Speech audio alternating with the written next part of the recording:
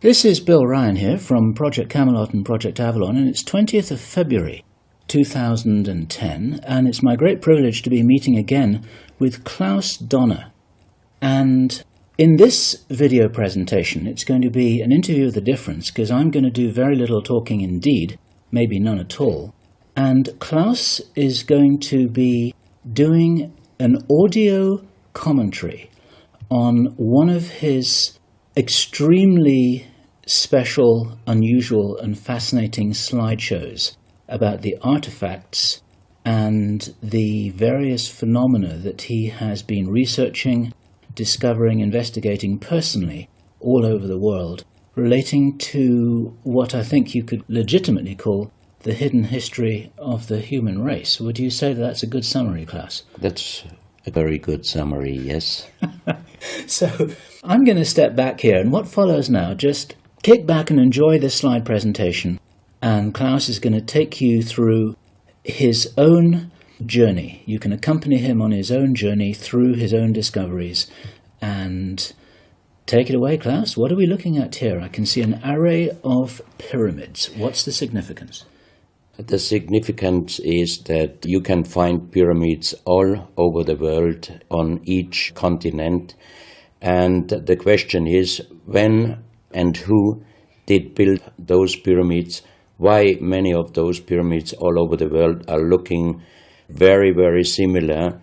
Another question is, did there really exist a global civilization? And I think many of our researchers are really telling us that once upon a long time a global civilization existed. But how many thousands of years ago, we don't know. Most of the audience of Project Camelot may know about the story of one stone pyramid building found in 1984, 25 meters under the sea level in Japan, on the island of Yonaguni, which is the southeast Japanese island belonging to the Ryukyu island group. And there is still a struggling of some international archaeologists who are saying that these monuments were done by nature. But my friend Professor Masaaki Kimura did several years since then researches not only on this monument, but also he found several others close by. On the right side down you have a model, and one thing nature is definitely not doing on top of two platforms of this monument. There is one huge stone turtle and one huge stone bird like an eagle. Nature is doing many things, but not such a precise, perfect monument. And the question is, where are all the stones? If nature would have done it broken down, where are those stones? There are also streets, and there was also found a stone stadium like a Roman Colosseum with stone seat rows and stone stairs. Nature is great, is doing many, many great things, but not such perfect buildings. Here you have the huge stone turtle, and you can see also how small is a diver against this big monument. Here you have one street with stairs going up. Here again a very close-up picture just to recognize the size of this huge monument. Here you can see some world maps. On the top, on the right side, you can see the Piri Reis map, which was used already long time before Christopher Columbus came to America. And you can see how perfect this map was already in the beginning of the 16th century, showing part of Europe, of Spain, Portugal, part of Western Africa, and also part of South America. We do not know until now who was able to make such a perfect map already centuries ago. And on the rest of the Piri Reis map, which we do not show on this picture, you can also see the Antarctic without ice. In 1956, researchers found out that the Earth under the ice mass at the Antarctic is exactly like the Piri Reis map was showing. So this Piri Reis map should be at least older than 10 to 12,000 years. But the next question would be, who was able to make such a wonderful world map? On the left side, on top, you see Atlantis, done by Athanasius Waldseemüller, and the map is the other way round. He did it the other way round, and you can see the continent between Europe, Africa, and also America. And you can see on the left side down different sides of a huge stone world map. This stone world map was found in 1984 while gold digging in Ecuador in an underground tunnel system with other 350 artifacts which do not really fit any known and existing South American pre-Columbian culture. On this stone map is a natural quartz line, a white one, and this is the front side of the world stone map, and you can see approximately in the Near East, close to Saudi Arabia, you can see an inlay as an eye. And from this eye to the right and to the left is a natural quartz line going on the right side over India, Thailand, and also there's a long island on the right side, which Professor Kimura's research gave him the statement that from the northeast Japanese island until far down after Taiwan, once there existed a huge continent. But then this world map must be older than at least 10 to 12,000 years. And here's the back side, and you can see on the right side coming the quartz line passing in the Atlantic, a continent, Atlantis, which in our days does not exist anymore. Then the white line is crossing part of South America, and here you have a close-up, and you can exactly see the Bay of Guayaquil, an inlay going up to north, and a round inlay showing exactly the place where there were found those artifacts, and there is also the best quality water worldwide existing. One other very interesting artifact found on the same place in Ecuador is the so-called pyramid with the eye. The eye is an inlay. The stone is gray and white, and you have 13 steps, and it looks exactly like the pyramid with the shining eye on the $1. If you put this pyramid under black light, the eye is shining very strongly, and it looks really like an eye, but not real like a human eye. Here you have a close-up of the eye, and you can see the colors of the inlay. On the bottom of this pyramid, you have the inlay in little gold plates showing the Orion star constellation, and you have unknown writing. The translation of Professor Kurt Schildmann, who was the president of the German Linguistic Association, and he was perfect in more than 40 languages. He was able to translate this writing. He called it pre-Sanskrit because it is older than the oldest writing. And the translation of these 4 letters you can see here, his translation is "the Son of the Creator comes." As we found the same writing on stones in certain countries like Ecuador, Colombia, Illinois, United States, Clausel, France, Malta in the Mediterranean, Turkmenistan, Australia, and in southern Calabria, Italy, just a few years ago.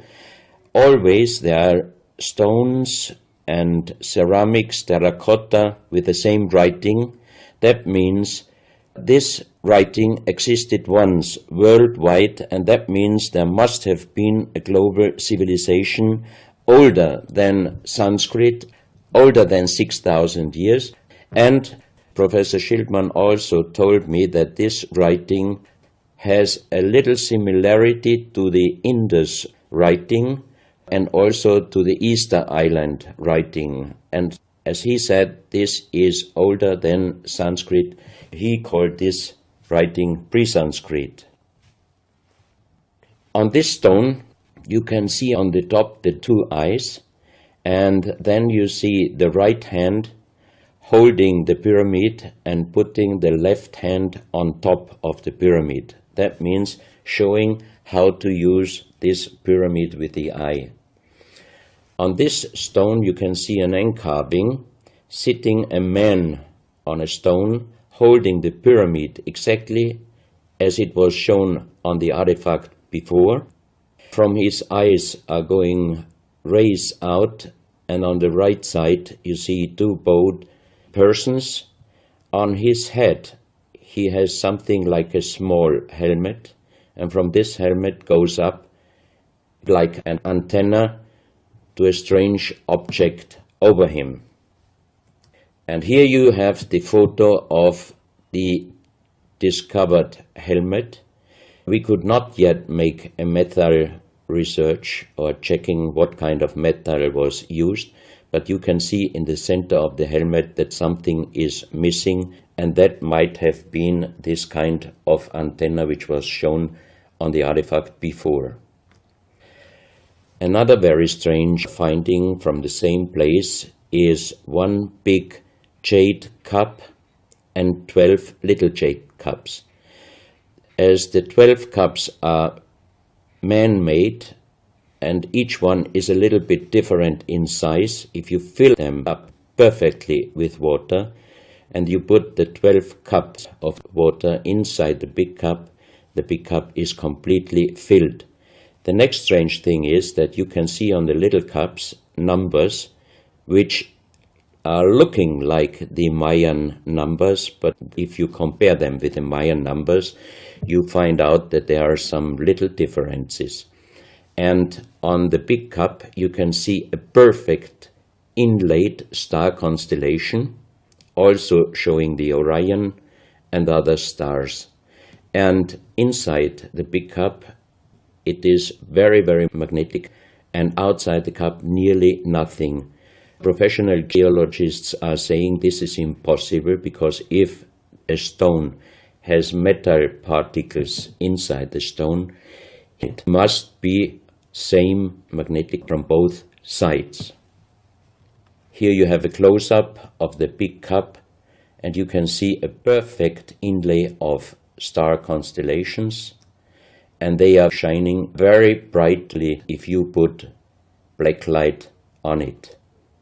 Here you have some small cups that you can figure out more clearly the style of the numbers inlaid in a strange material, also shining under black light. That's another piece, a jade plate with the same star constellation inlay like on the big cup, and two persons facing the sky, and on the next picture you can see that also the eyes of these two statues and the star constellation is shining very strongly under black light. This was once a hard-formed brown stone, changing the color in the center of the stone into black, which usually in nature does not happen. And you can see, if you look very close, you can see a face with closed eyes, with a mouth, the nose, a long beard and long hair. On the left side, the face and also the stone is broken. This is the reverse side of this stone. You can see a spiral and a triangle. The center of the triangle is very magnetic, also shining under black light. Here we have the backside of a cobra. The cobra never existed in South America, but this one was found at the same place. On this side of the cobra head you have 33 lines, inlines. So 33 is also a very mystical number since long time. And on the left side and right side you have 7 points inlaid, and maybe these are the chakras. Also, this cobra head is shining brightly if you put black light on it. Another object here, you have a perfect worked dolphin head, and also this artifact is shining under black light. Here you have a kind of stone helmet. You can put this granite stone helmet on your shoulders, or you can lay your head inside it, and the inlay points which you see on this helmet, some experts told me that these points are exactly the acupuncture points on the human head. Here you can see how it might have been used, and a few months ago they found at the same place an unfinished stone helmet. So that means that also some of these artifacts were made directly in Ecuador, but many years ago. And also the inlay on this object are shining under black light very bright. This is a fantastic jade snake, and also the inlay points are shining under black light. Here we have one artifact which is very perfectly carved on the back side, so that means it might have been used to put this artifact on the front of your forehead. You can see the two eyes inlaid, and on the reverse side you have the so-called third eye. Maybe this artifact was used for some ceremonies or for meditation. Here we have a jade plate with an inlay of a spiral, also shining brightly under black light. Another one, you can see 7 rings inlaid in the jade plate and also shining under black light. Maybe this also could be a presentation of the 7 chakras. Here is one of the ceramics found there. It's a great masterpiece, and the question is, how can you make this artifact out of one piece of ceramic? Here we have another pyramidal stone found also in Ecuador. On top you see the pyramid with the eye, and you have down several spirals and symbols. Some of them are very similar to the churchward Nakal plates, which he found 1880 in India, and the translation was talking about the sunken continent of Mu. This is a marble with another inlay of a spiral, also shining very brightly under black light. Another stone in a pyramidal form with an inlay of an eye. Here you can see again the pyramid with the eye, and on the bottom you see the Orion star constellation, the 3 Orion stars, which might focus us to the 3 pyramids in Egypt. Here you have a ceramic statue. You can see the style of sitting is not real pre-Columbian style. It looks like the lotus seat from Asia. On top of this statue you have a head with some points, and it looks quite similar to many of the Buddha presentations. He holds a snake in his mouth. The snake is a very mystical and very often presented object. So that means this statue is not from any existing or known pre-Columbian culture. Even the next one, you can see that how this statue is sitting, it looks more the direction of Asia. On top of his head, again a very strange head, and in the center you can see like the head of a frog. Also, the frog is a very mystical animal in old South American pre-Columbian culture, but also in Africa and also in Asia. Here another ceramic statue holding a kind of plate in his left hand, and it looks also not really pre-Columbian culture.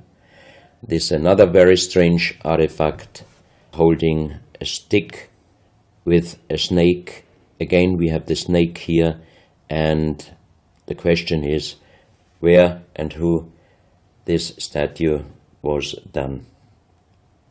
This is a photo of the Altiplano in Bolivia.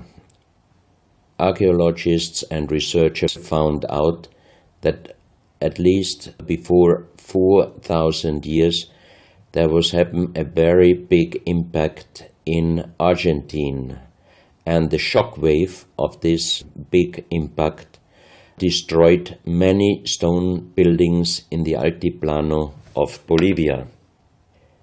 You have here a picture of Pumapunku, a very strange place close to Tiahuanaco in Bolivia, and you see tons of stone plates with perfect work on it destroyed. Maybe this was the reaction to the big impact in Argentina.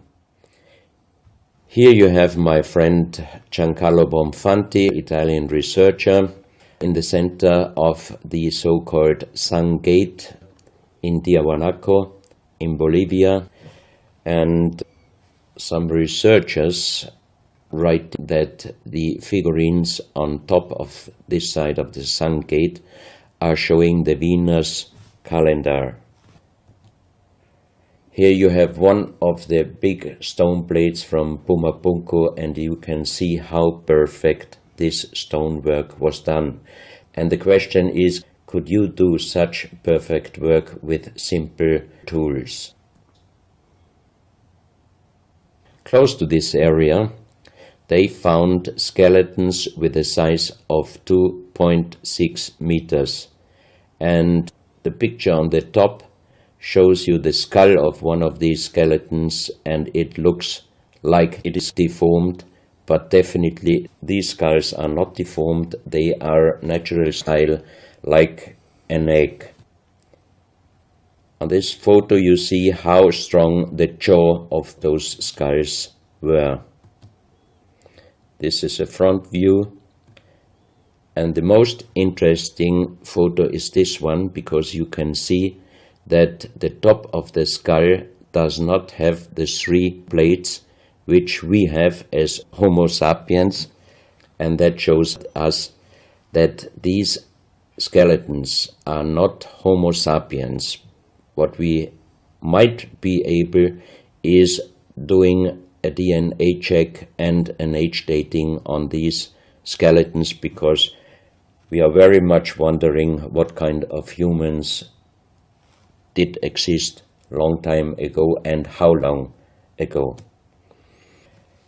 On the next pictures I show you some artifacts found close by the real giants, and when I first time got this mask in my hands, I tried to look through the 2 eyes. At that time I didn't know that they were belonging to 2.6 meter skeletons, and I was just wondering, why did they make masks where you can only look out from one eye? But after knowing that those people were over 2.5 meters, I could imagine that their skull was of course bigger than our skull, and that's why these masks were for us oversized. That's another mask from Bolivia, another one with very wonderful encarving, many spirals and many symbols, which we also found in many other cultures. This is a very heavy stone figurine, and again here you can see on the top the head of a snake going down on his backside. This is the reverse side. You can see again the snake. So that means the snake must have been a very, very important animal in the past of our history. Here you can see a stone flute. The strange thing is that the vibration of the sound of these stone flutes is exactly the same as our brain waves. So that means maybe those flutes were used for meditation or for healing purposes. And each two holes are connected perfectly with each other. That means you can make perfect holes into this very, very hard stone, but how you connect with simple tools the two holes on the bottom, this would be, even in our days, a very difficult work to do. Because it's in the shape of a U and it curves around inside the stone. That's right. And with simple tools, you are definitely not able to do such a work. And even the holes are very precise. This is the form of a boat, and you have 3 flute pipes at the end. Here you can see how perfectly they were made. This is another flute, very small. You can use it only with very soft blowing, and the sound is like the sound of the dolphins. This is an artifact where we do not have any idea for what purpose it was used. Now we are in Colombia. On the next few photos, I show you very strange artifacts from Colombia in South America. The most famous industrial designer and architect in Colombia, Professor Jaime Gutierrez, is collecting strange artifacts from his country already since centuries. His most important piece is the so-called genetic disc. Here you can see a disc made out of lHumanité, a very hard stone. It's nearly the same hardness as granite, but the structure of lHumanité is like leaves, so it would be quite impossible to make the same disc in our days out of the same material. The diameter of this disc, we call it the genetic disc, is about 27 centimeters. And on this disc you have several things presented which usually you can only see with a microscope. For example, on the left side, around 11 o'clock, you can see one egg, human egg, without, and another with spermia. On the right side, at approximately 1 o'clock, you can see some spermias, and then you have several very strange presentations which we could not explain. But here on the left side you have a microscopic photo from the inside of a lady done by a Swedish photographer, and you can see that the egg without and with spermia looks exactly like the presentation on this genetic disc. On the reverse side you have on top several presentations of fetus in different size, different age, ending up with looks like a little child.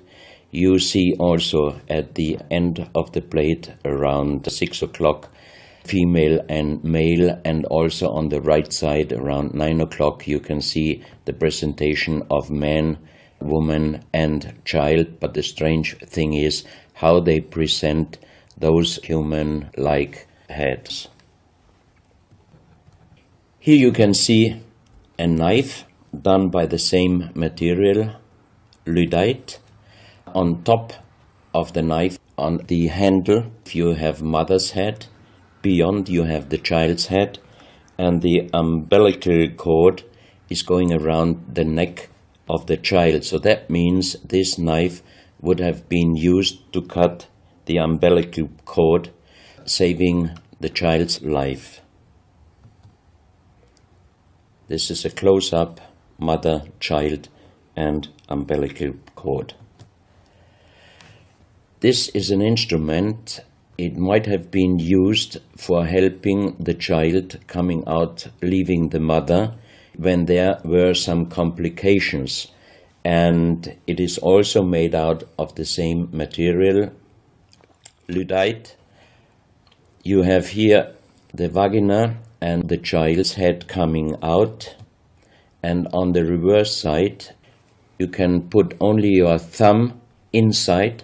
That means you can only use this instrument with your fingers, meaning you cannot use power. So that means it might be safer helping the child leaving the mother than our instruments we are using in our days, because sometimes the modern instruments, while being used, can damage the child's head. This, we think, is a medical instrument. It is also lHumanité, and it's a perfect form.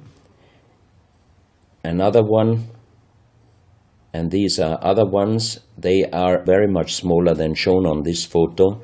And when we did a material check in Vienna, the most expert worldwide checked those pieces. First of all, the material. Each one is done with lHumanité, and the form itself, he checked them, and finally he said, I cannot tell you how they were done, who did they make, but the only thing I can definitely tell you, from the same material in nowadays, we cannot make the same instruments. So how old they are we do not know, but as they were found in Colombia and they do not fit any existing pre-Columbian culture, we must consider that those artifacts are at least older than 6,000 years. But we cannot explain what kind of technology they did use to be able to make such instruments and such tools made with lHumanité. You can see each piece fits exactly every kind of hand, never mind how big the size of the hand was. Each instrument, each tool fits exactly each hand which was using those instruments. This face looks a little bit like the Maui, the big stone statues from Easter Island. Here you have a close-up. This, in joking, I call it the dentist chair. Perfectly done, but again, same material, lHumanité. And the strange question is, why, if they could make such perfect figurines out of this very difficult material, why did they show the human face always with big round eyes and a little nose and a big mouth? There is no real explanation possible. This is again one piece from Colombia, lHumanité. On the front side you see the mother holding the baby, and on the back side you see the man with armors, most probably for hunting.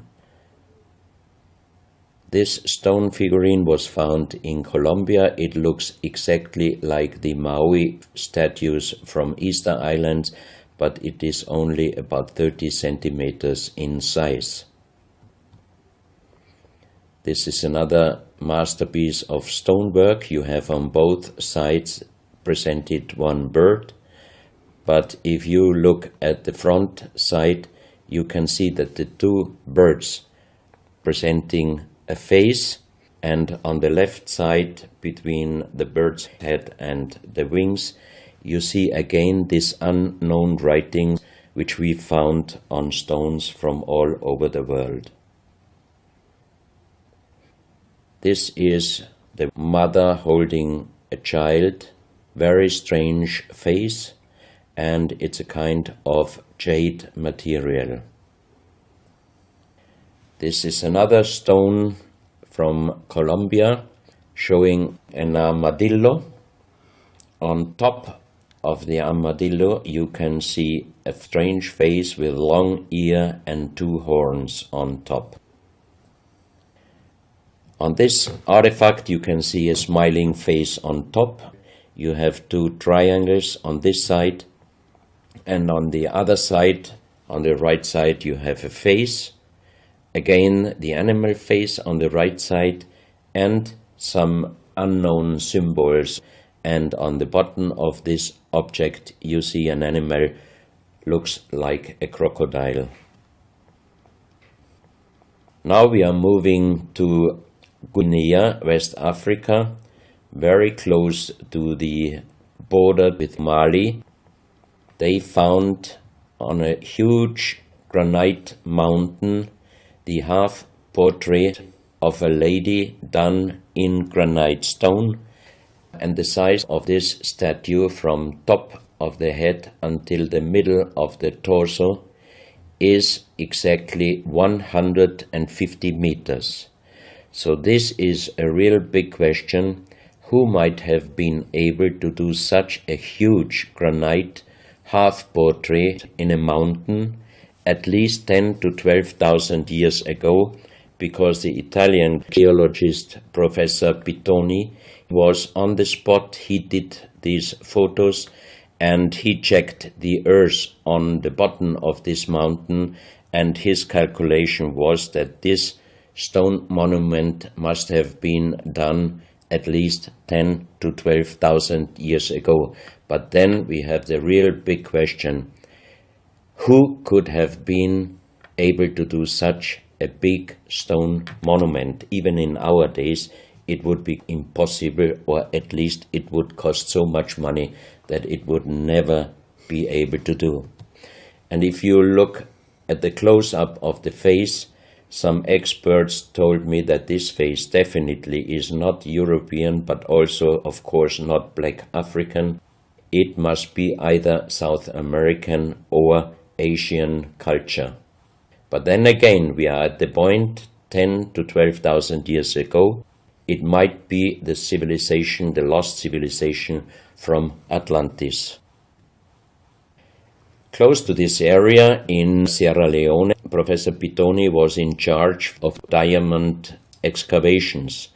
And as he heard in this area a legend about Allah was angry with some angels, and he put them into stone and throw them to the earth. He put the sky, also made it into stone and throw it to the earth, and he put the stars and threw them to the earth. The legend says that the sky you can see on this stone, they call them sky stones, sky blue stones found in this area under the earth. And we did research in Vienna. This is definitely artificial stone. It's not a natural stone, and all the material could be found, but the only thing they could not inform us is what kind of color did they use to get this real sky blue color.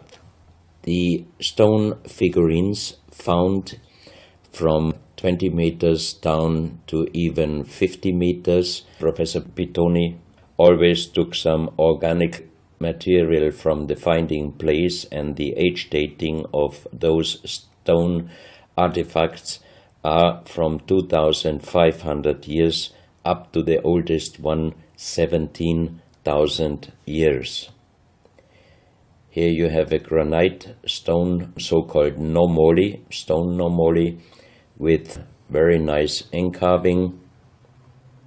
Here you have a man sitting on an elephant, as there are also the legions of giants all over Africa. You know how big is an elephant. It's a wonderful stonework. It's very hard and very heavy.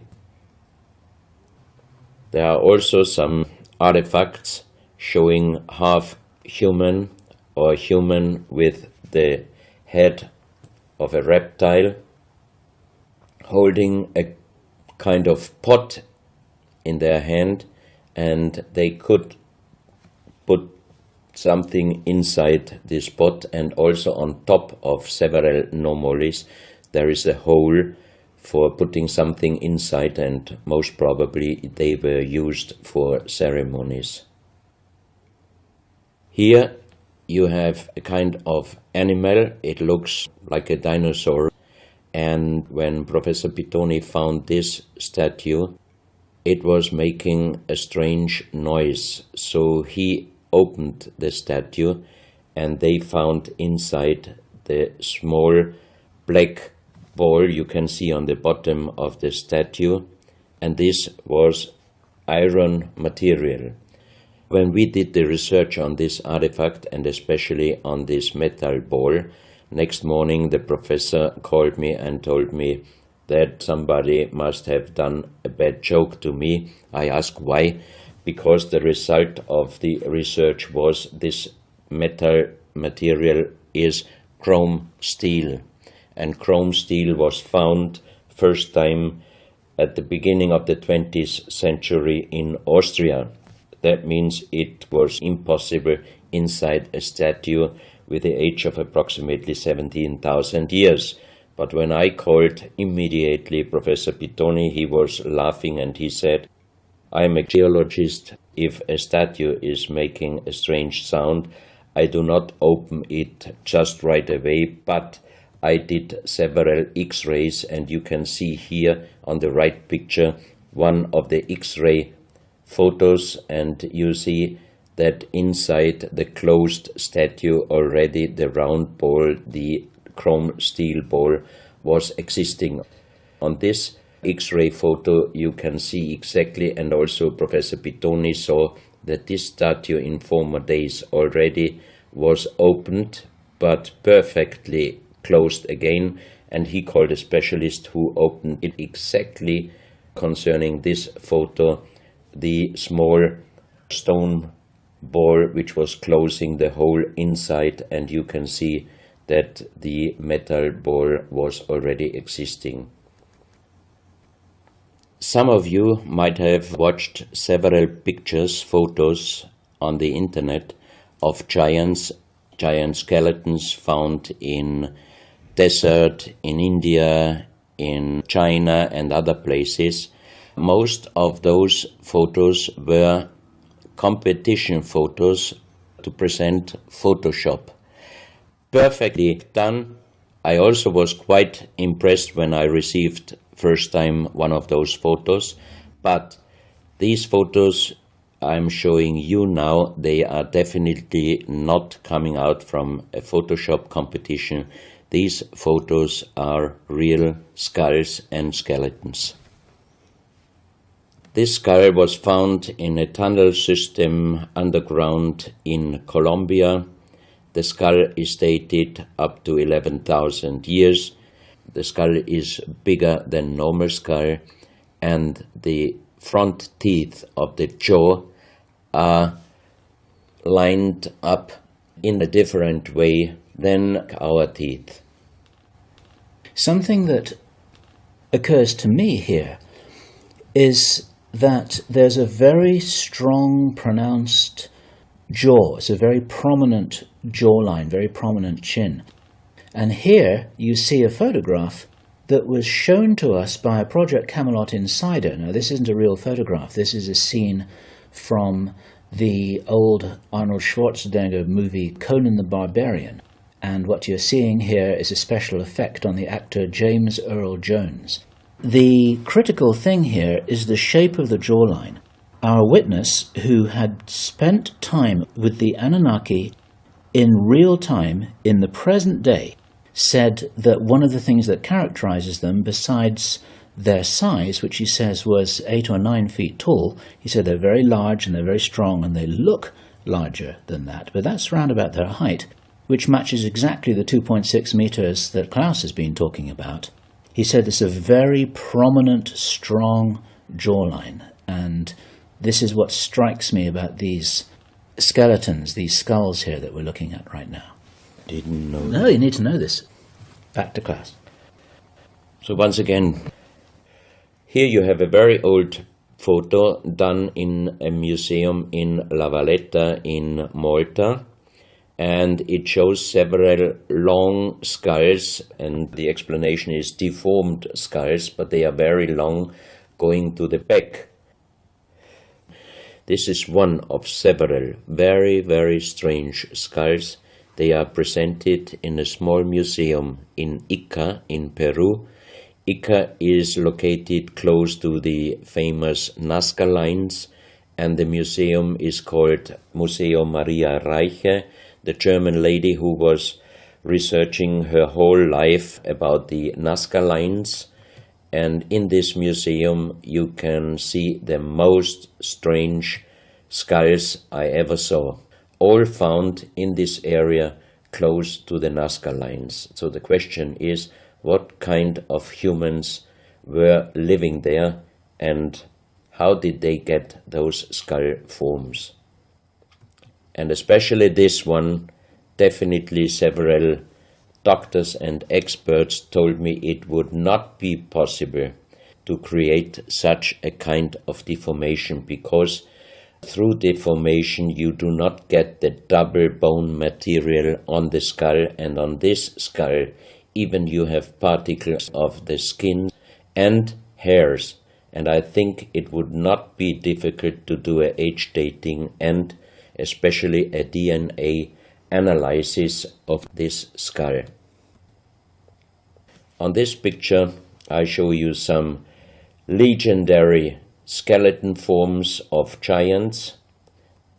In the year of 1964, in the south of Ecuador, in the province Loja, there broke down a part of a mountain platform, and Father Carlos Vaca, who was working as a priest in hospitals, he was called to this place and he found the broken bones of a giant.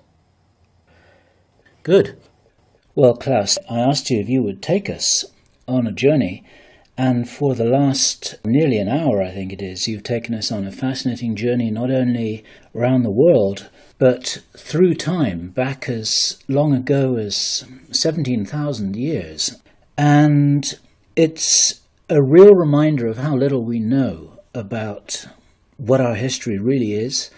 These are important pieces of an important puzzle, and you're doing an enormous amount to raise people's awareness of what it is that we're not shown in many museums, what it is that we don't read in anthropological textbooks, and what it is that many university professors still refuse to recognize. And thank you so much for your part in helping to raise our own understanding of our history on planet Earth. Klaus, thank you.